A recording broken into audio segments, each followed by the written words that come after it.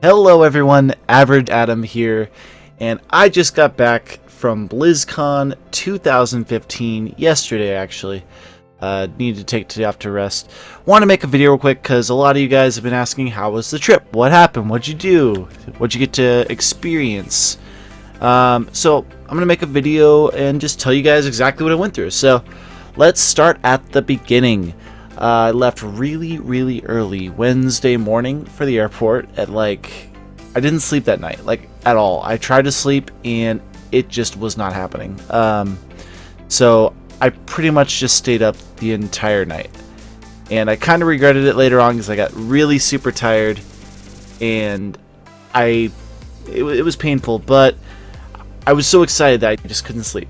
So 4 in the morning, headed to the airport, got on my first plane from Southern Oregon to Seattle.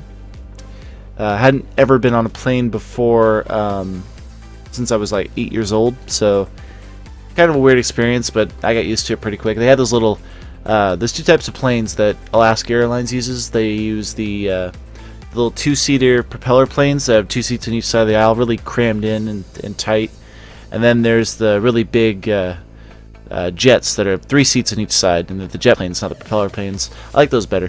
So my first trip plane was a propeller plane, really shaky and stuff, and the cabin, I was next to a window seat, and the panel on the wall next to me was rattling in my ear the entire time, and oh my god, it just would not shut up. It gave me such a, it kept me from sleeping, needless to say, even though I kind of wanted to nap on the plane. Got to Seattle Airport, and then I had a 3-hour layover. Seattle Airport, by the way, is really big. It's the biggest of the airports I was at. It's got 3-4 different terminal areas, and you have to take a subway to get between them, which was really weird. I'd never been on a subway train before. It's a nice airport, though. They actually have free Wi-Fi there. The only one that did, which was impressive. So, yeah, after my Seattle plane, I took the plane down to SoCal, to John Wayne Airport. I believe I was the second person to land. The first person was Jester. We all had the WhatsApp, and we were communicating with everyone else that was in BlizzCon. And I got there, and I was looking all over for Jester, and I found him sitting outside by the loading docks, sitting there juggling balls with his back to me. He likes to juggle with his juggling balls. And I came up to him, and this was kind of the thing that everyone was surprised, is my height. A lot of people didn't believe me when I said I was going to be the tallest, and it would surprise them. And sure enough, every single time I got to see someone for the first time, they freaked out about my height, which was kind of impressive. So, yeah, me and Jester were the first to show up, and then Keisha showed up, Hangus showed up, and then Pally and Jessica showed up. MF girlfriend time. And then we rented a car, and we headed off to our house, which we had a very nice, I believe it was a 4-bedroom house. I shared a room with Jester and Rui. Rui got in later that same night because he had more flights to do, and he had been flying all day. I shared a room with Jester in a bunk bed, actually. I was on the bottom bunk, Jester was on top, and then Rui had this little pull-out bed that was underneath my bed in the middle of the floor. It was kind of cool, though. It was neat hanging out with all the guys. And then there was Kai Berry showed up, and she was there with Meat Yard and a couple of her friends. And then I believe Hangus shared a room with AWOL once AWOL got in. Keisha took the living room. We actually put... Jeff Pearshield has a tendency to sleepwalk, so we put him into the kitchen. Or he requested to be in the kitchen, which was surprising. So we had a cot in the kitchen all to himself, which was kind of weird, but he didn't mind, so it was kind of cool. And then Pally and Jessica had their own room. And... yeah, it was really awesome. Just the first night, Hengist was so set on going to Chipotle, and we went to Chipotle, and he got this huge catering thing. No meat. There's no meat in this because Hengist is vegan. So we had this awesome burrito style catering service. Well, it wasn't a catering service. It was takeout catering with all the fixings to make your own burritos and tacos and stuff. It was really good, actually. That was really cool. And then we went grocery shopping that night. They drank a lot of Newcastle. Palytime had several cases, I believe, that he bought. 2 there. He didn't drink all of them himself, of course. Everyone was drinking some. I don't drink myself, but I know they did 2 Newcastle runs at one point. And yeah, we kind of just relaxed the first night.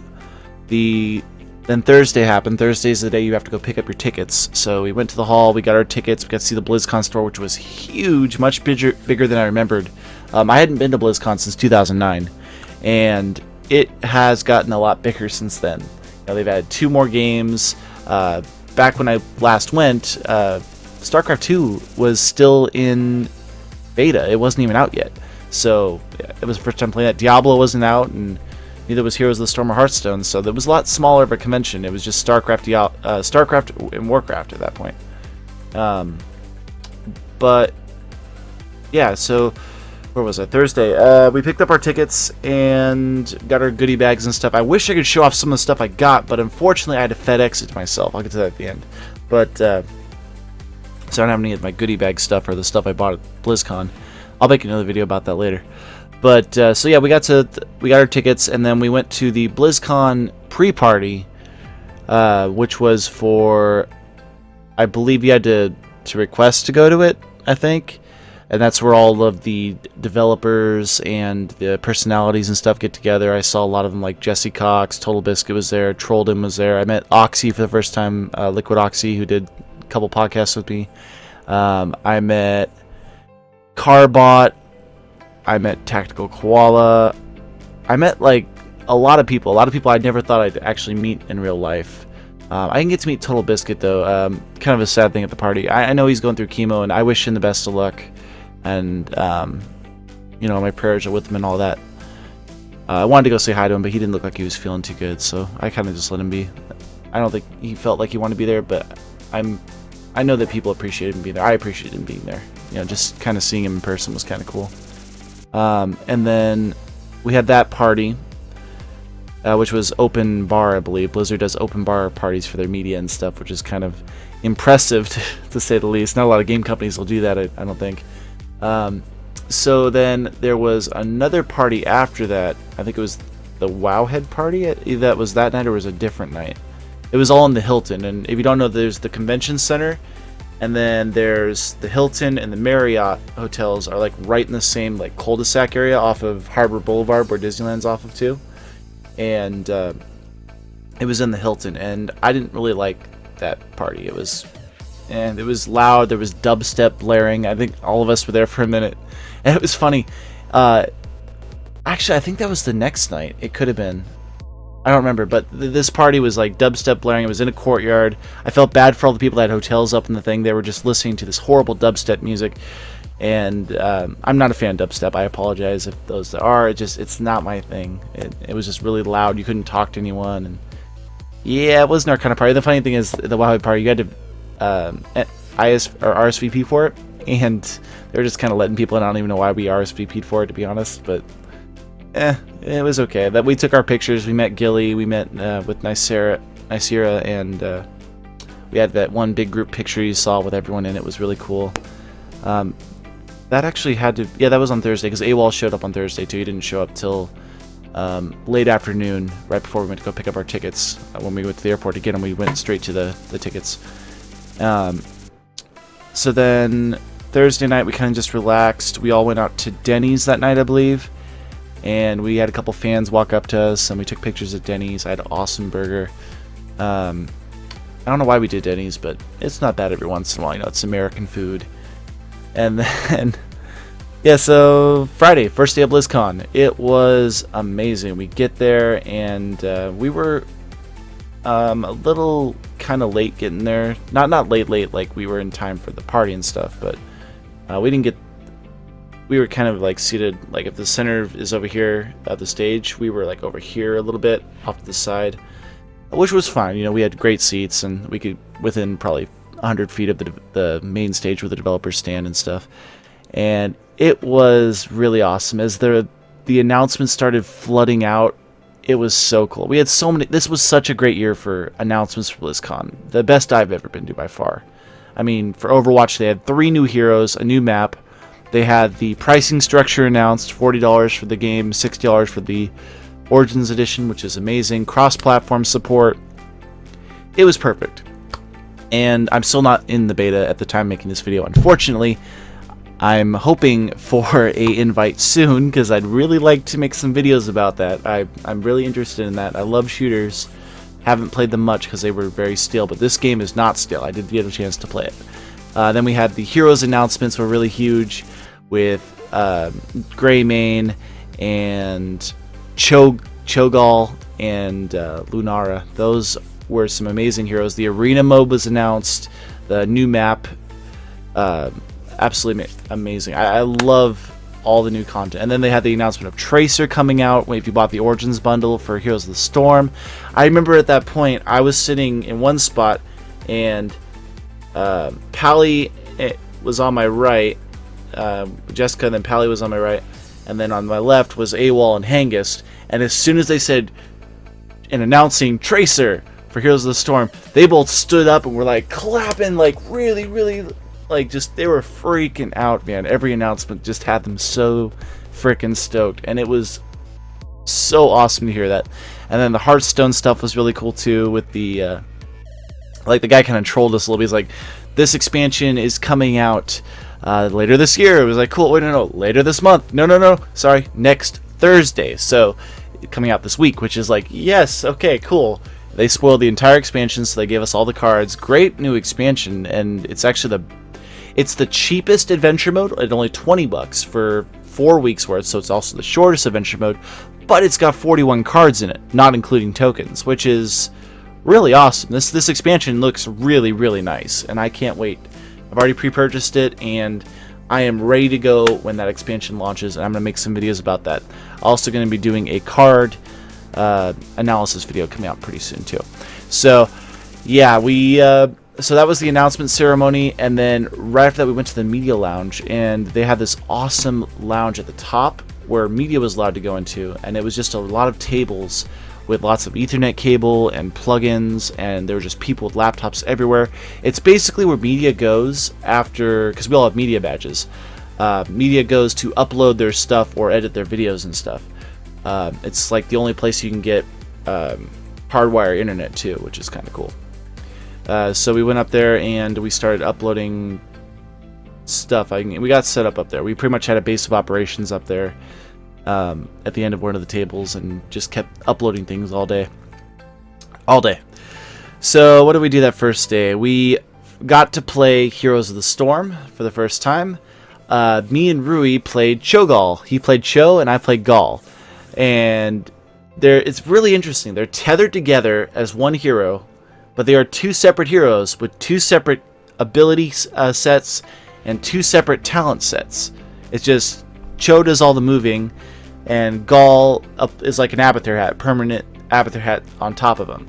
And their abilities work in tandem, and a lot of their talents work together with each other. Like, I'll have a talent that'll increase Rui's move speed for Cho when I use a certain ability, or he'll have a talent that makes my projectiles move faster, which is really weird. You have to like really be coordinated and work as a group. And then the fact that Cho'Gall is a free hero, like for anyone that got the virtual ticket or went to BlizzCon, we get him for free next Tuesday, which is awesome. That's his release date. And then to get him, you have to play him with people who don't have them. One of my friends who didn't get the virtual ticket, I was talking to him earlier, what we're going to do on Tuesday is we're going to record some videos with me and him playing it for the first time together, and then after you play 2 games with him, he'll have Cho'Gall, and thus he can give him to other people who don't have Cho'Gall. It's like the Cho'Gall virus that they're just going to spread out in the Ethernets, and it's so cool.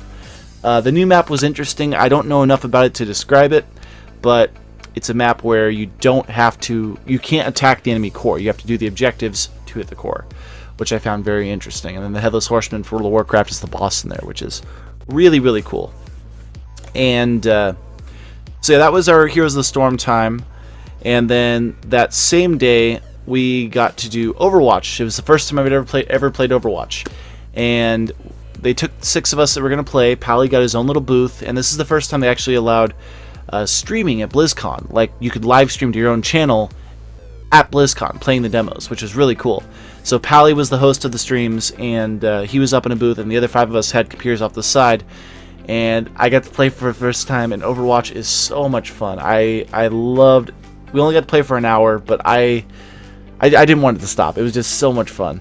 I played a lot of Junkrat. I just as I expected, because everyone knows I've been saying Junkrat's gonna be my favorite. I know it just by the look of his kit.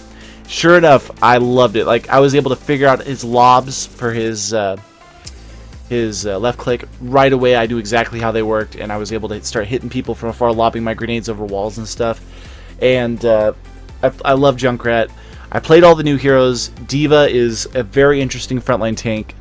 Probably not my style, but she was really, really cool. And then Mei was pretty awesome with her ice guns and her freezing and stuff. Very interesting utility character, which I really, really think is going to shake things up a lot. And then I didn't play a lot of Genji, but I did get kind of a feel for him. He's really fast and mobile, and I think he's going to be very popular. Very, very popular. Aside from that, I played some Lucio. He's a lot of fun. I played some... Who else did I touch? I touched a little bit of Reinhardt. There actually weren't a lot of heroes I got to play because I didn't have a lot of time. We had to set things up, and it was just go, play. And I didn't get a chance to play Tracer. I really wanted to play Tracer. I guess I just gotta wait till I get my invite. But I'm one of the few people that does not have the invite yet, by the way. So, Blizz, please, hello. So, yeah, we did that, and then what else did we do on the first day? We did a lot of uploading. I walked around for a little bit, took pictures of some of the statues and stuff. There was a lot of good cosplay that day. We didn't stay the whole day, though, because we had to go back home to do the podcast, the Patreon podcast. So if you guys are Patreon subscribers, you've seen the podcast of all of us sitting on the couch together for the first time ever, which was really awesome. We did that podcast, and then we went to another party. I don't remember what that one was, though. I didn't drink at all, so don't think I forgot because I drank, because there was like probably 4 or 5 parties we attended. They weren't that exciting, though. They were just, kind of meet and greets. I did get to meet a few people. I actually think that first night was the Heroes Hype Party, which that one was actually the coolest because we got to meet all of our fans. There were a lot of our fans there who knew who we were. A couple people that actually played on our server, and I have a back scratcher here from... Oh, I can't remember the guy's name. Such a cool guy, and if he's watching this, I wanted to say thank you. You were such an awesome guy. He gave us some tips. He works for Disney, and he was a really awesome guy. Talked with him for a while. I signed a lot of autographs and stuff. It was really awesome. Like, just the first day was on. Then the second day got even better. That was the day we did our Heroes of the Storm recording for the thing you saw. That was like the last thing we did for the night when Pally did the Heroes of the Storm thing. I wasn't part of that, but I did get to play. I did get to kind of play around and walk around like I didn't get to do the first day. And I did a lot of shopping, bought a lot of goodies, which is really awesome. Oh my god, there's just so much stuff that happened. I can't process it all. Oh, I miss it. I really do. It was such a good trip.